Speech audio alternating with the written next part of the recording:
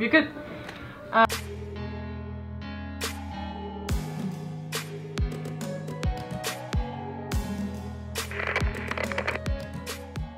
How's your Wednesday? How are you doing? So today, 7 days of top 7, we have our day 3, which is funny books, because what else is there to speak in the middle of the week when work sucks and you just want to think about nice and fluffy sunny things.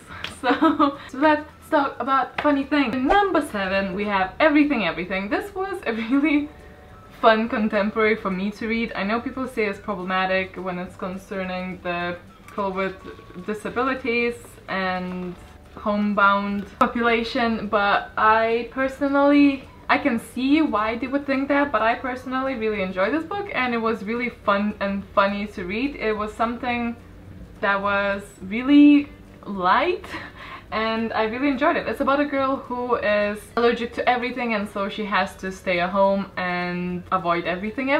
And she's quite funny, the girl, and I enjoyed the writing style, and I thought it was a fun read.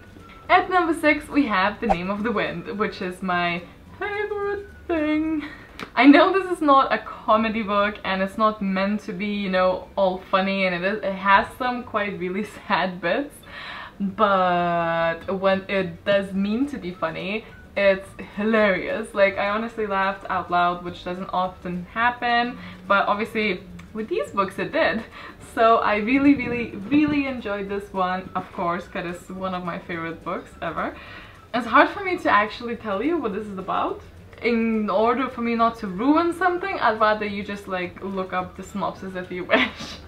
But it's magical and it's really funny sometimes. So, at number 5, we have Illuminate. I think this is quite well known to be funny, and it's very sarcastic and very sassy, and it's really sort of easy to get the sassiness and funniness across because most of these things are in dialogue format, so I think that's quite easy for them to portray, because it's like a normal conversation without anything interrupting or ruining the joke in between, which I really enjoy because I'm not big on descriptions.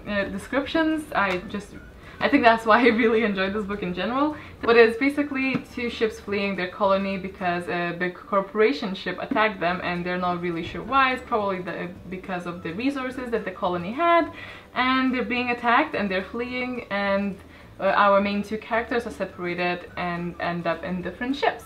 And it's just basically a story of how they get back together, but there's much more to it, and there's an artificial intelligence that I just love so much. But yeah, it's very funny and it's a joy to read. Number 4 is Rat Queens, and it even says Volume 1 Sass and Sorcery, and I think that's extremely accurate because the main characters are all female and all hilarious and all sassy as hell, if anything. The artwork I also really like, but it's the sassiness that like is the point of this. I think it's supposed to be extremely funny, and I found that it is.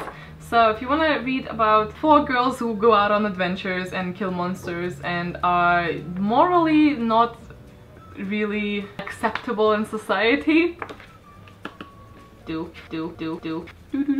Number 3 is the Multiverse series, and even the name Multiverse is just hilarious to me. This is about a guy who signs the deal that whenever he's gonna die, I think he was a software engineer or something like that, computer savvy, and just before actually dying he goes on, this is like all chapter 1 so I'm not spoiling anything, he goes on to and signs a deal as semi a joke because he got a lot of money from the app that he sold or something, and signs a deal that after his death he's gonna be frozen until there's a solution to wake him up.